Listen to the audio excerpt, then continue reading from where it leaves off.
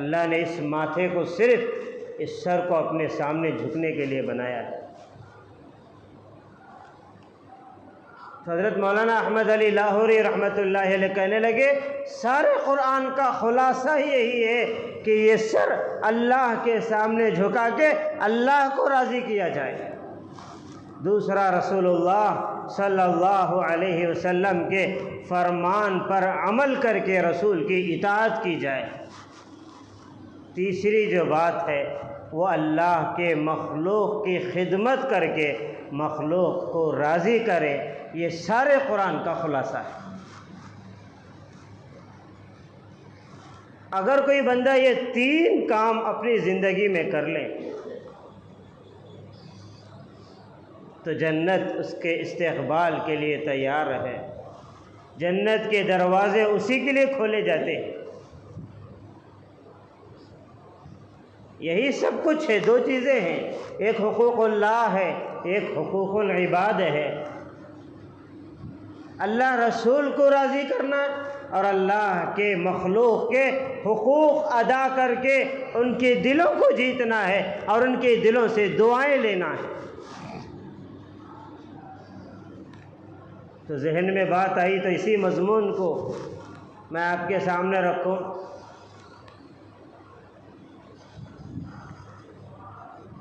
کہ اپنی اولاد کو خدمت اور ادب ان چیزوں پہ زور لگائیں، ان چیزوں میں ان کی تربیت کریں۔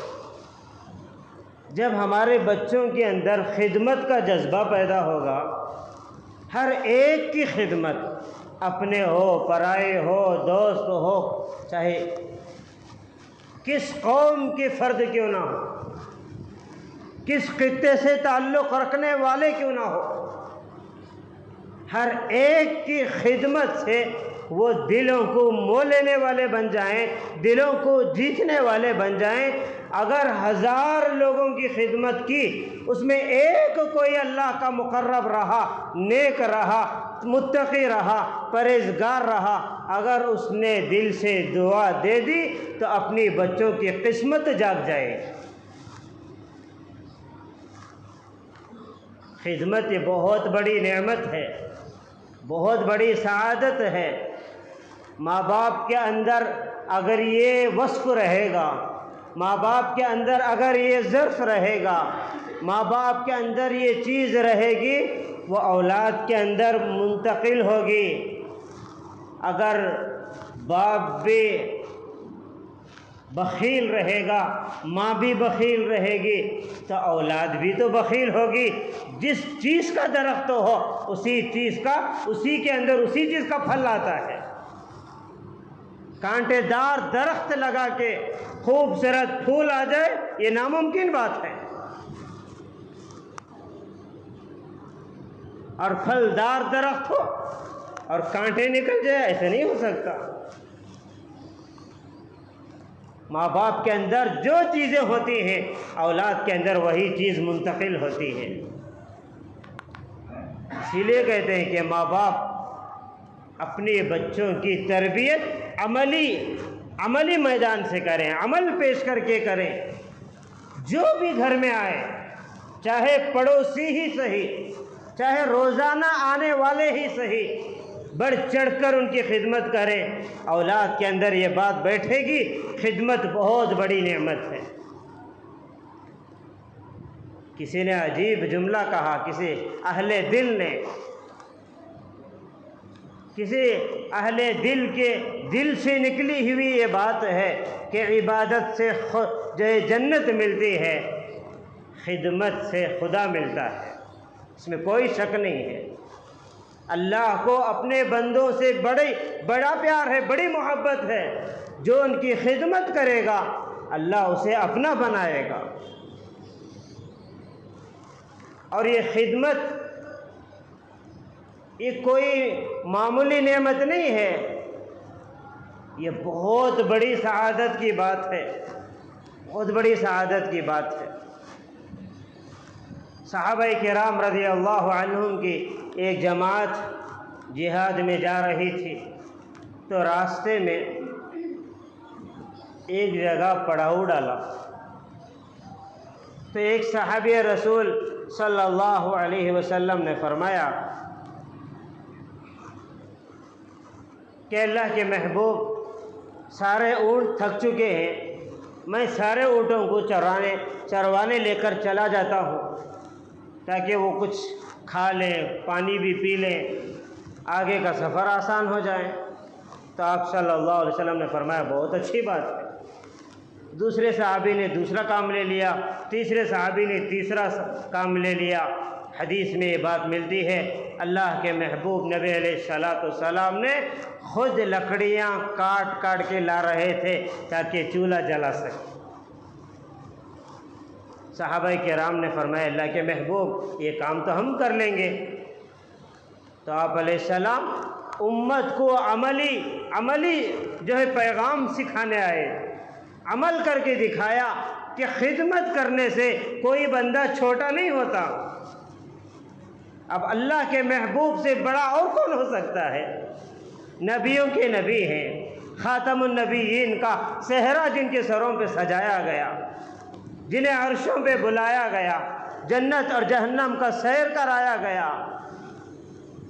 نبی سے بڑھ کے مقام اور مرتبہ کس کا ہو سکتا ہے؟ جب نبی خدمت کر سکتے ہیں تو ہماری کیا اوقات ہے؟ ایک اور روایت میں ہے کہ صحابہ کی جماعت جا رہی تھی تو ایک جگہ پڑاؤ ڈالا، کئی صحابہ نفل روزہ تھے، کئی صحابہ، اور بعض صحابہ روزہ نہیں تھے۔ متقیوں کی علامت ہے، صفات ہیں، وہ اکثر روزے رکھتے ہیں۔ اب ہم لوگوں کے لیے اللہ معاف فرمائے رمضان ہی بڑا مشکل نظر آتا ہے، بوجھ محسوس ہوتا ہے۔ تو جو روزے دار صحابہ تھے تو وہ تو آرام کے لیے درختوں کے سائے میں چلے گئے، جو غیر روزے دار تھے وہ خدمت کے لیے تیار ہو گئے۔ جب خدمت مکمل ہوئی، اللہ کے محبوب نبی علیہ السلام نے امت کی تعلیم کے لیے فرمایا کہ آج یہ جو خدمت کرنے والے ہیں یہ روزے داروں سے زیادہ ثواب کمایا ہے۔ تو آپ علیہ السلام نے یہ بات بتائی کہ خدمت کتنی بڑی نعمت ہے۔ تو خدمت عزیز دوستو یہ بہت بڑی سعادت کی بات ہے کہ اپنے اندر خدمت کا جذبہ، اپنا جان، اپنے مال سے، اپنی صلاحیتوں سے۔ آج رشتہ داریوں میں کیوں نفرتیں ہیں؟ رشتہ داروں میں محبتیں کیوں ختم ہو گئی؟ کیوں دیواریں، کیوں دراریں پیدا ہو گئی؟ کہ آج یہ جذبہ ختم ہو چکا ہے، اور مردوں کے مقابلے میں عورتوں کے اندر یہ بخل کی چیز زیادہ ہے۔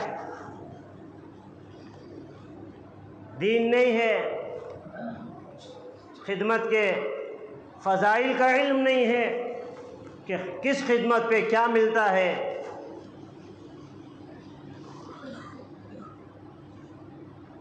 تو وہ آنے والوں میں دیکھتے ہیں کہ کس کی طرف دل مائل ہوتا ہے ان کی خدمت کرتے ہیں، جن سے دل نہیں لگتا ان سے خدمت کوئی نہیں۔ پڑوس کی عورت آ جائے تو پانی بھی پوچھنا مشکل ہے، حالانکہ سب سے زیادہ پڑوسیوں کا حق ہے۔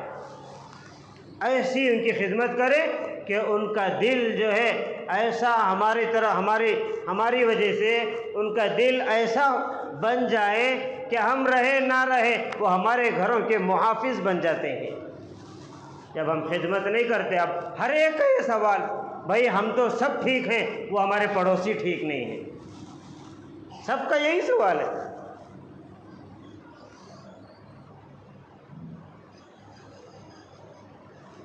مجھے جو حکم ملا ہے میں وہ عمل کروں، سامنے والے کرے نہ کرے ان کا معاملہ اللہ کے ساتھ ہے۔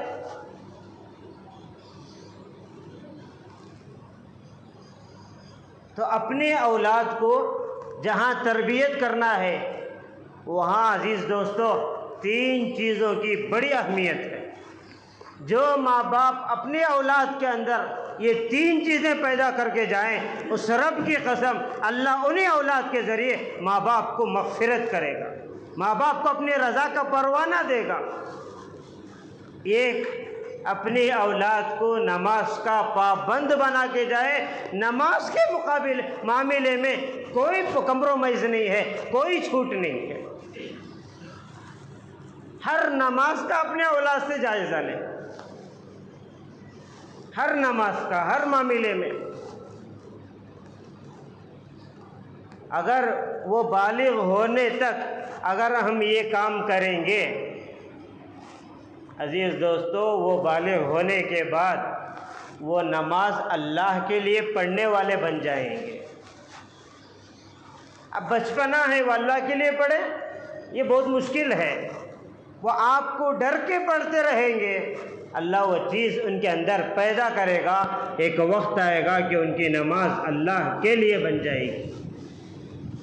اپنے اولاد کو دیندار بنا کے جائیں، اپنے اولاد کو نمازی بنا کر جائیں. اب کتنے ماں باپ ہیں جو اپنے اولاد کو نماز کو لے کر آتے ہیں؟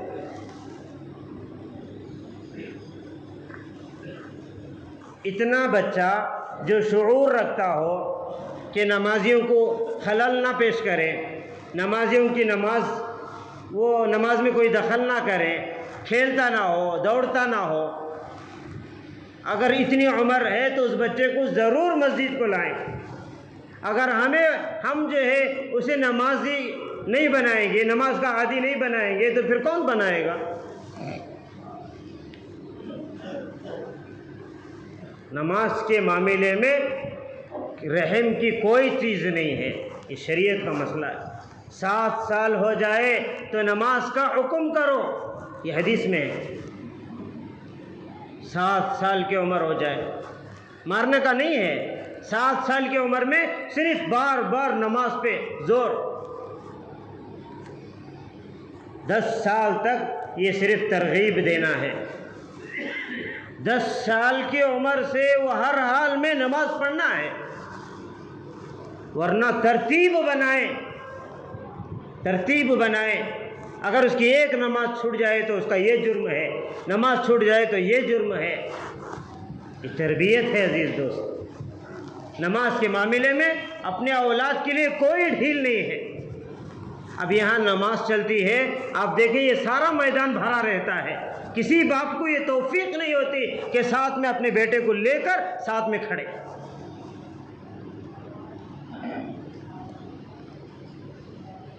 ایسا کیوں ہے؟ اس لیے کہ ہم خود نمازی نہیں ہیں، ہمارے اندر خود پابندی نہیں ہے، تقوی نہیں ہے. اپنے اولاد کو نمازی اگر بنانا ہے تو خود نمازی بننا پڑے گا.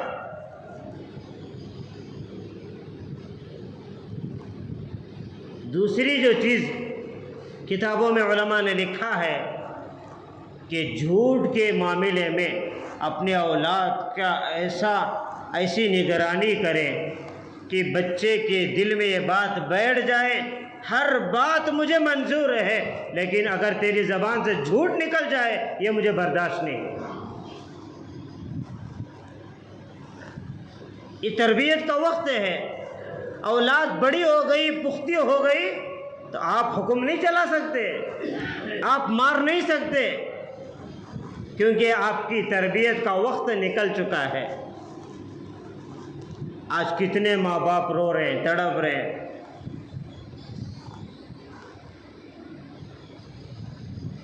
کہ سچائی کی فضائل اسے سنائیں. جیسا کہ شیخ عبد القادر جیلانی رحمۃ اللہ علیہ، آپ ان کی سیرت اٹھائیں. بغداد کی طرف بچے، ساری بستی کے بچے قرآن حفظ کرنے جا رہے ہیں. انہوں نے کہا اپنی والدہ سے کہ میں بھی جانا چاہتا ہوں. والدہ بڑی تربیت کرنے والی عورت تھی.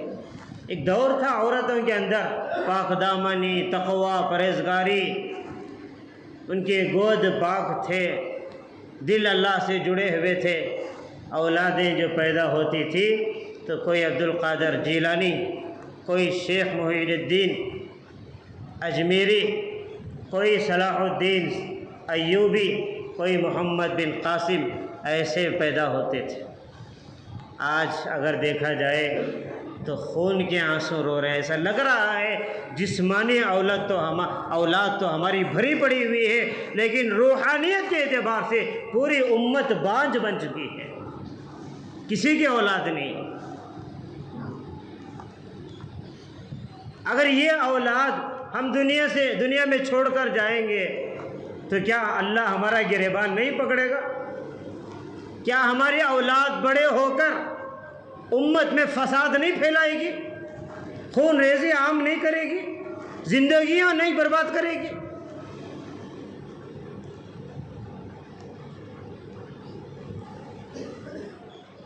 تو اپنی اولاد کی تربیت، ایک تو نماز کا معاملہ ہے،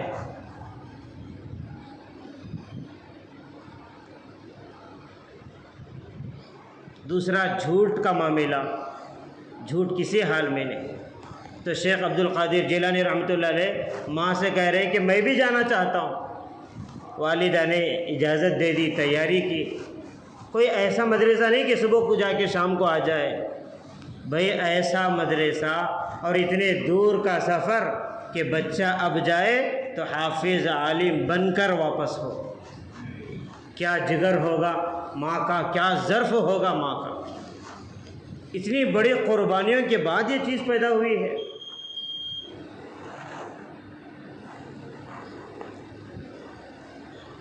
جب جانے لگے تو ماں نے جو ہے چند پیسے ان کی جیب میں رکھنے کے بجائے، ہاتھ میں دینے کے بجائے، معصوم بچہ ہے کہیں گم نہ ہو جائے، اس لیے انہوں نے ایک جگہ کپڑے سے اس پیسے کو جو سی دیے تاکہ جہاں جاتا ہے وہاں جا کر اسے استعمال کرے. راستے میں ڈاکوؤں نے حملہ کیا سارے قافلے پر. ہر ڈاکو بچے کو پکڑ کے کہہ رہا پیسے جتنے ہیں نکال دے، جو ہے سامان نکال. یہاں تک کہ جب ان کو کسی نے پکڑا تو پوچھا پیسے ہیں؟ اب یہ کھڑے ہو گئے، بھائی ایک تو پیسوں کا معاملہ، ایک سچ اور جھوٹ کا معاملہ ہے، کیا کیا جائے؟ ماں کی تربیت تھی، رگ رگ میں یہ بات بیٹھی تھی، اللہ کو پانے کے لیے سب کچھ قربان ہے، چاہے جان ہو چاہے مال ہو. بے جھجک انہوں نے کہا ہاں میرے والدہ نے یہاں پہ رکھا ہے. اور وہ جو چور تھا، وہ ڈاکو تھا، حیران ہو گیا، بھئی یہ بچے کو سچ بولنے پر کس چیز نے مجبور کیا ہے؟ ہدایت کی گھڑی آئی تھی. اس آدمی نے جو ہے بچے کو اٹھا لیا، اپنے سردار کے پاس لے کر گیا. یہ بچہ اتنے آسانی سے سچ بولا، اس کے سچ بولنے پہ کوئی راز محسوس ہوتا ہے. سردار نے پوچھا تو اس نے کہا کہ میری ماں نے میری تربیت کی ہے، بیٹا جان تو جا سکتی ہے، سب کچھ ہم لٹا تو سکتے ہیں، لیکن جھوٹ بول کے آخرت برباد نہیں کر سکتے. اس لیے میں نے سچائی کا دامن میں نے تھاما ہے. معصوم بچے کے معصوم زبان سے یہ الفاظ نکلے تو تیر کی طرح ان لوگوں کے دلوں پہ چبھے، سارے کے سارے توبہ کر کے زمانے کے اولیاء اللہ بن کے دنیا سے گئے. جب تربیت ہوتی ہے تو ہماری اولاد ہزاروں کی ہدایت کا ذریعہ بنتے ہیں. تیسری جو چیز ہے، اپنے اولاد کے اندر خدمت کا جذبہ پیدا کر. جیسا میں نے تفصیل آپ کے سنا ہے، خدمت سے اولاد بہت آگے نکل جاتی ہے. ارے بنی اسرائیل کی ایک فاحشہ عورت نے کتے کو پانی پلانے پہ اللہ نے مغفرت کی ہے. ہماری اولاد اگر بڑوں کی خدمت کرے گی تو اللہ کہاں سے کہاں تک پہنچائے گا. کیا اللہ سعادتیں دے گا، کیا اللہ مقام اور مرتبہ انہیں عطا فرمائے گا. خدمت بہت بڑی چیز ہے. صحابہ کرام اپنے بچوں کو نبی کی خدمت میں چھوڑ دیتے، بیٹا یہ نبی ہیں، نبیوں کے نبی ہیں، خاتم النبیین ہیں، ان کو جو ضرورت پڑے، جو یہ کہیں اطاعت کرنا، خدمت کرنا، ان کی دعائیں لگے گی تو تم کہاں سے کہاں پہنچو گے.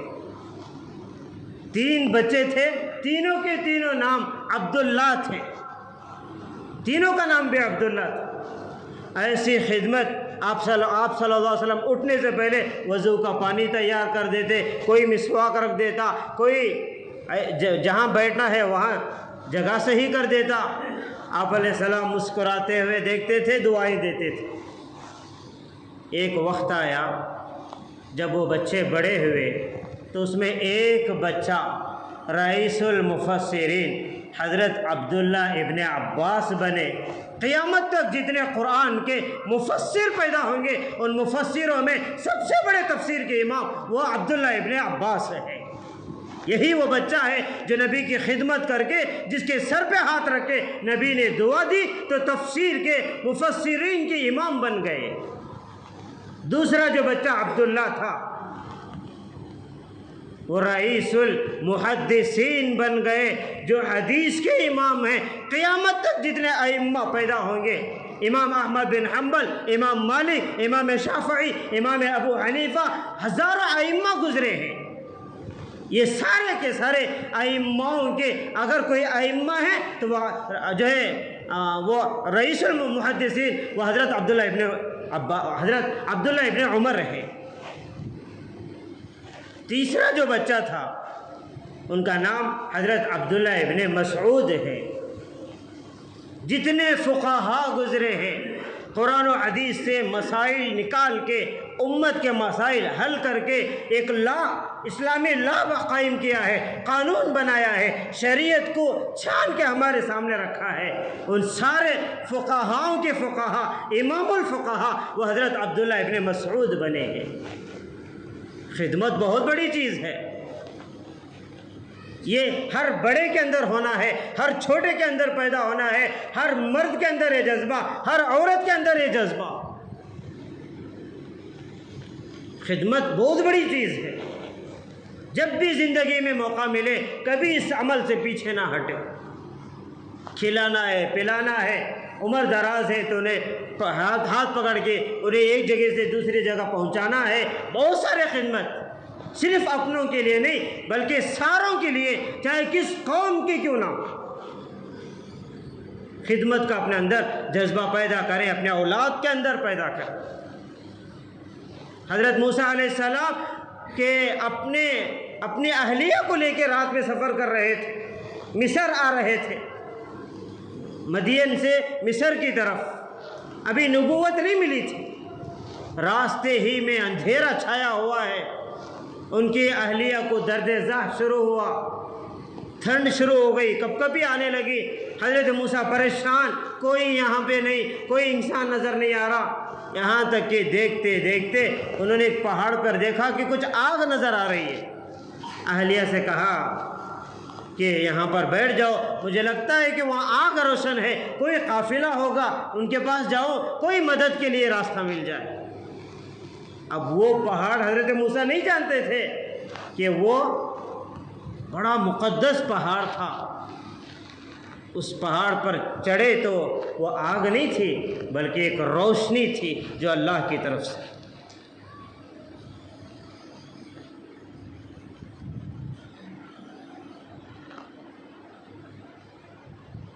تو آواز آئی، اے موسیٰ میں تمہارا رب ہوں، میں تمہارا رب ہوں۔ فاخلع نعلیک انک بالواد المقدس طویٰ، جوتے نکال دیں، یہ ہماری مقدس جگہ ہے۔ موسیٰ علیہ السلام حیران ہو گئے، پہلی بار اب نبوت سر پہ رکھا جا رہا ہے، نبوت کا تاج۔ تو کسی نے کہا خدا کے دینے کا کوئی پوچھے موسیٰ سے احوال، خدا کے دین کا کوئی پوچھے تو صحیح موسیٰ سے احوال، آگ لینے جائے تو پیغمبر ہی مل جائے۔ تو یہاں اللہ نے چاہتا تو کوئی اور موقع بھی اللہ انتخاب کر سکتا تھا۔ قیامت تک آنے والوں کو بتا رہا ہے کہ دیکھو کہ یہ میرا موسیٰ اپنی بیوی کی خدمت کے لیے بے قرار مچھلی کی طرح تڑپ رہا ہے۔ اس کے تڑپنے پر رب کی رحمت جوش میں آئی تو سر پہ نبوت کا تاج سجایا ہے۔ تم اپنی بیوی کی، اپنے اولاد کی، اپنے پڑوسیوں کی، اپنے رشتہ داروں کی، اپنے خاندان کی اور پورے انسانوں کی اور پورے مخلوق کی خدمت کرو تو تمہارا رب بھی اپنی نعمتوں سے تمہیں نوازے گا۔ خدمت بہت بڑی نعمت ہے۔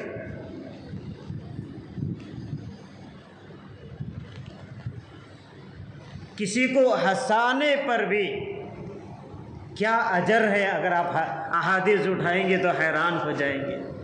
اللہ نے بہانے رکھا ہے ہماری مغفرت کے لیے۔ تو قریب کا ایک واقعہ ہے، ہمارے استاد محترم نے یہ بتایا ہے کہ ایک فیملی بڑی رائل فیملی، بڑی اللہ نے بہت کچھ دے انہیں نوازا تھا، لیکن زندگی میں دین نہیں۔ تو ایک بیٹا تھا چھوٹا سا، میاں بیوی میں ایسے جھگڑے، ایسے لڑائی روز کا معمول، یہاں تک کہ تنگ آ کے کہنے لگے پتہ چلو ہمارے دونوں میں کوئی بنتی نہیں ہے، ہم دونوں جو ہے اپنی زندگیاں الگ الگ کر لیں۔ بہت بڑی عمدہ کار میں وہ جا رہے تھے،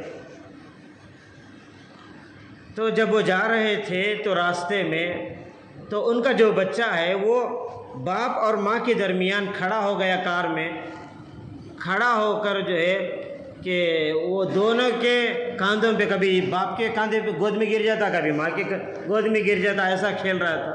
راستے کے اندر ایک پاس میں سے ایک نوجوان گزر رہا تھا، وہ بچہ بہت کیوٹ نظر آیا، بہت خوبصورت نظر آیا، تو یہ جاتے جاتے نوجوان تو مذاق کرتے ہی رہتے، وہ راستے میں ہی بچے کو کبھی ہاتھ ہلاتا، کبھی ہنساتا، کبھی کھلا، عجیب انداز۔ وہ بچہ اس نوجوان کو دیکھ کے اڑ اڑ کے کھیل رہا تھا، اس کا کھیلنا، اس کا ہنسنا، اس کا مسکرانا تو دیکھ کر باپ بھی سینے سے لگا لیتا، ماں بھی سینے سے لگا لیتی۔ باپ نے کہا کہ اتنے خوبصورت بچے کو ہم کیسے چھوڑیں، زندگی اگر ہماری جدا ہو گئی، چلو اس بچے کے نام پر ہی صحیح کچھ نہ کچھ برداشت کر کے زندگی چلائیں گے۔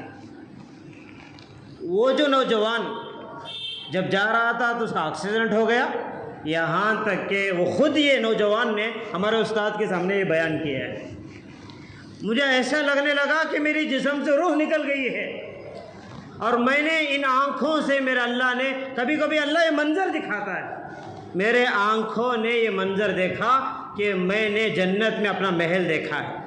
میں نے کسی سے پوچھا، فرشتے سے، کہ بھائی یہ کس بنیاد پہ اللہ نے مجھے دیا ہے؟ تو کہنے لگا کہ بھائی تو اس بچے کو ہنسانے پہ ان کی اجڑی ہوئی زندگی ان کے ماں باپ کی بن گئی، تیرے رب نے تیرے گناہ معاف کر کے تیرے مغفرت کر دی ہے۔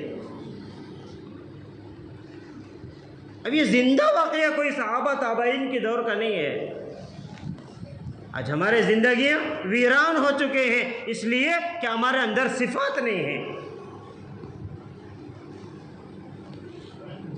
تو اپنے اندر عزیز دوستو ایک ایسی خوبصورت زندگی بنانا ہے کہ ہماری زندگی بھی دوسروں کے لیے راحت بنے، ہماری اولاد کی زندگی بھی دوسروں کے لیے راحت کا ذریعہ بنے۔